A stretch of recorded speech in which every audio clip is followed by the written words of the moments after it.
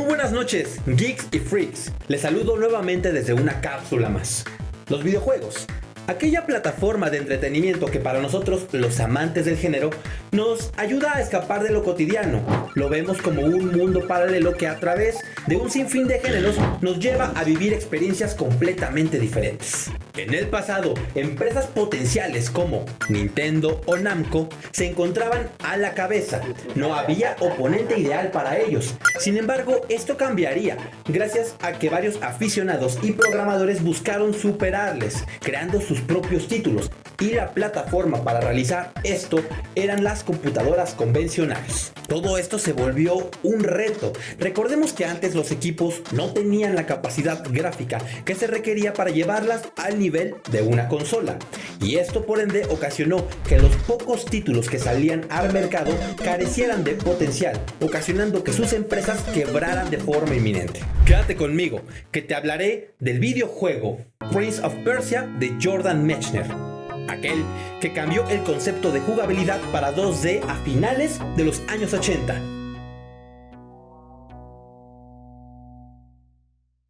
Iniciamos.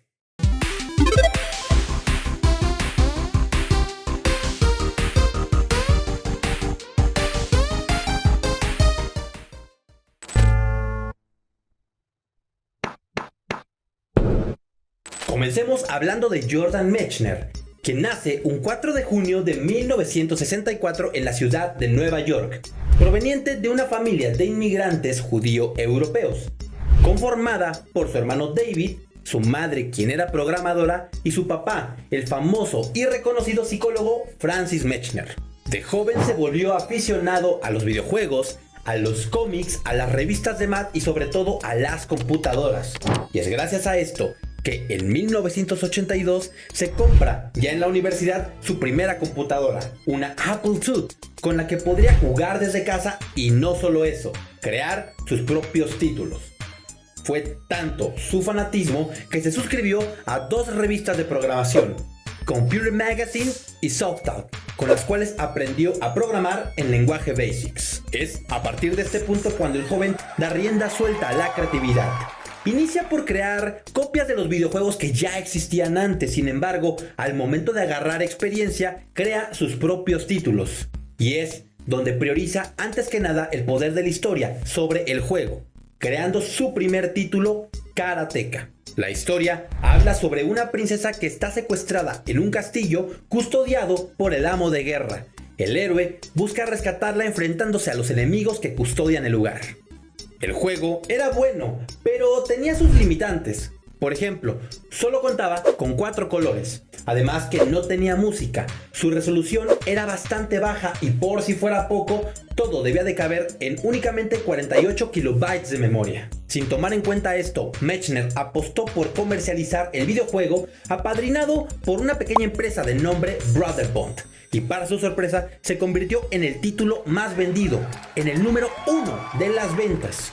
Te preguntarás, ¿cómo logró todo esto? Simple. Él tenía una forma bastante peculiar de crear sus videojuegos. Usaba una técnica llamada rotoscopía, la cual hacía la diferencia. Esta era el calco de imágenes cuadro por cuadro. Te voy a explicar. Para este videojuego, filmó con una cámara Super 8 a su profesor de karate dando golpes y patadas. Posteriormente, trasladó las imágenes a papel y las digitalizó en su ordenador. Esta técnica ya la usaba Disney en aquellos tiempos. ¿Recuerdan? Antes se filmaba a los actores para después darle la secuencia de movimiento a sus personajes.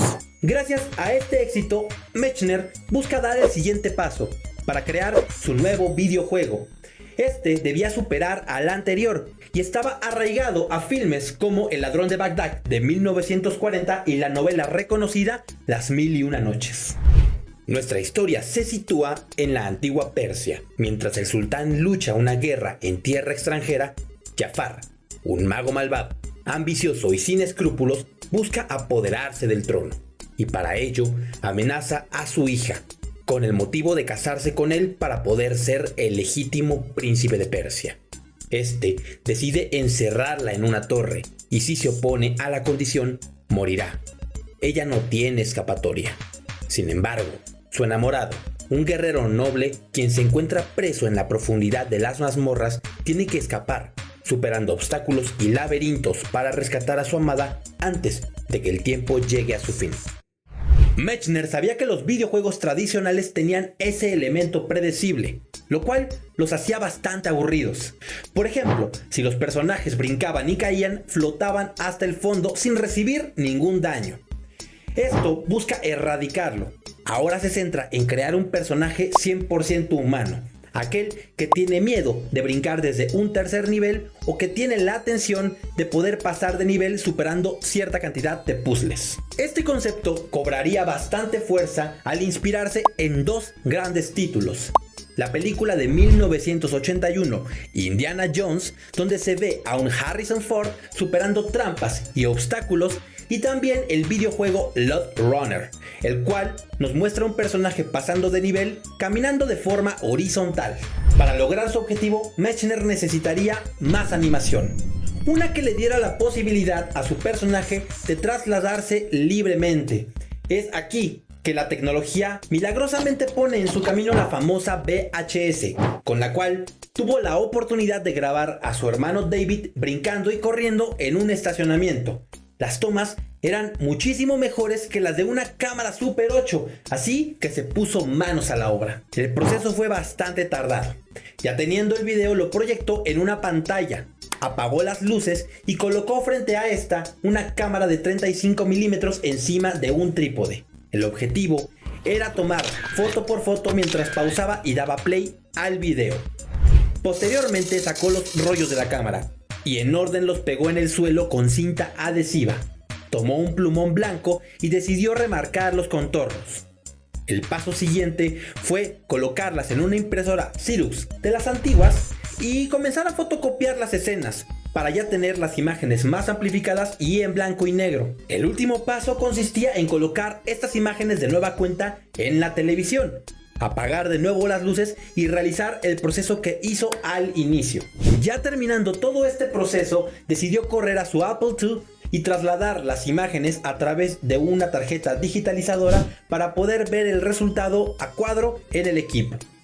Suena bastante confuso, ¿no? Bueno, te voy a explicar paso por paso. En los juegos tradicionales, los elementos no tenían un movimiento individual. Todo esto porque se realizaban a partir de una sola imagen que se traduce a un píxel. En cambio, Mechner no realizó solo una, sino varias imágenes que se traducen a píxeles, representando al personaje brincando, corriendo o columpiándose. Esto le daría la facilidad al héroe de poder desplazarse ágilmente. Todo esto le pasaría factura, ya que su computadora se estaba quedando sin datos y sin memoria.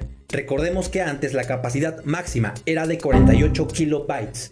Sin embargo, Mechner se las arregló para introducir la escenografía y sobre todo la música que su padre le ayudó a componer.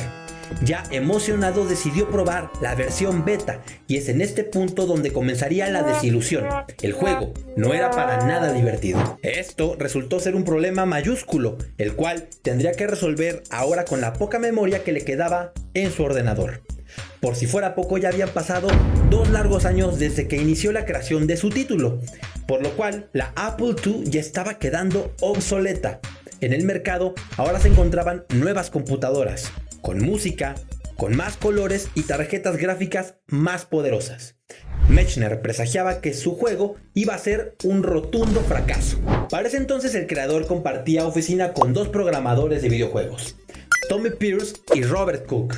Este último acostumbraba a pasearse por su ordenador y cuando volteaba a la pantalla le insistía en repetidas ocasiones que creara escenas de combate para volver al videojuego todavía más entretenido.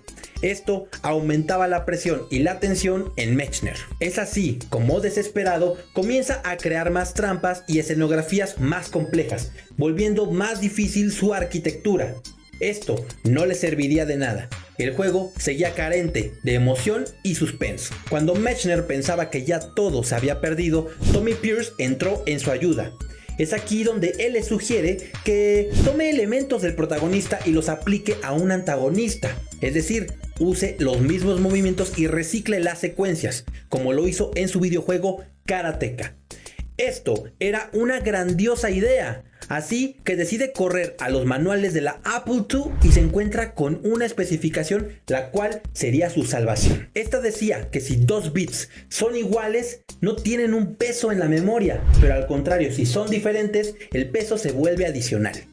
Es aquí cuando decide crear el código en tan solo 5 minutos y el resultado era el doppelganger de su protagonista, al cual bautizó como The Shadow Man. El antagonista tendría su origen histórico cuando el personaje principal saltara a través de un espejo, haciendo que su yo fantasmal brincara hacia la dirección contraria.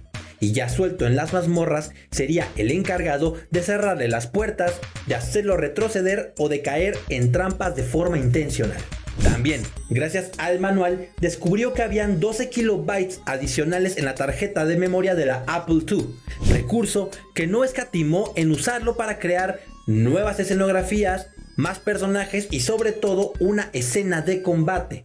Para esta, había pensado en grabarse haciendo esgrima con Robert, uno de los programadores, sin embargo vio que esto no dio resultado. La solución fue recurrir a una de sus películas favoritas, Robin Hood de 1938, para capturar la escena de combate entre Basil Rathbone y Errol Flynn, ocupando el mismo procedimiento que hizo con su hermano y posteriormente digitalizaría las escenas cuadro por cuadro. Ya para 1989 el juego estaba listo en su totalidad. Era hora de que el mundo entero conociera esta pieza maestra.